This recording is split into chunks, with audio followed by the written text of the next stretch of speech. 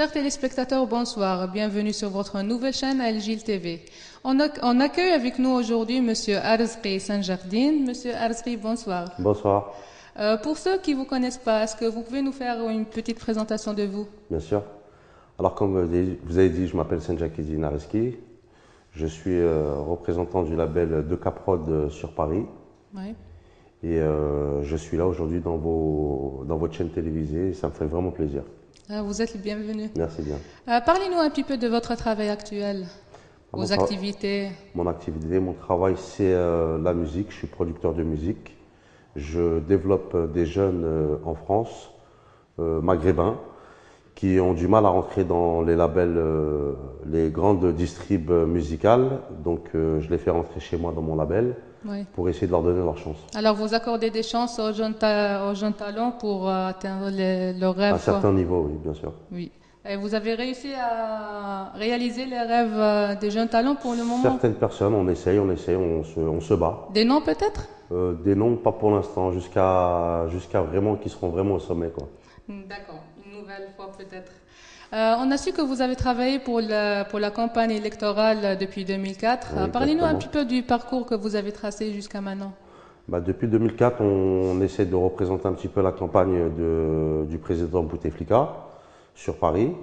La dernière élection qu'on a faite en 2014, on l'a faite avec Rachid Maïza, moi-même, Samir, qui sont sur Paris eux-mêmes. Et au jour d'aujourd'hui, bah, notre président est repassé de nouvelles fois et, Oui. on est fiers de ça. Oui. Vous avez fait face à des entraves, des obstacles peut-être? Des obstacles, oui et non. On va dire, c'est pas des obstacles à partir du moment qu'on a un concurrent en face de nous qui se tape pour essayer d'avoir lui-même de son côté son propre président. Bah, on a fait de même et puis on a gagné. Et comment c'était l'ambiance des élections à Paris le jour de l'élection et tout? Bah, l'ambiance c'était convivial, c'est comme une élection traditionnelle qui s'est passée en 2009, en 2004 et C'était une opération réussie, on peut le dire, ouais, quoi. très bien, vraiment une opération très réussie. Et on a été fiers, on a été très contents de notre travail qu'on a accompli pour l'Algérie. Donc je peux dire que c'est une opération vraiment réussie. D'accord. Monsieur Azri, on a entendu dire que votre père était un ancien moudjahid. Parlez-nous un petit peu de lui. Ben, mon père, oui, il a été effectivement un ancien moudjahid, actuellement toujours vivant Dans et quelle région? dans la Kabylie.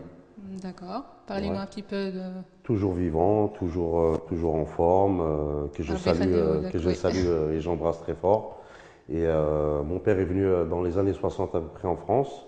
Il a rapatrié sa famille et c'est pour ça que bon, on a grandi en France et on a au jour d'aujourd'hui, on revient encore en Algérie par rapport à d'autres choses.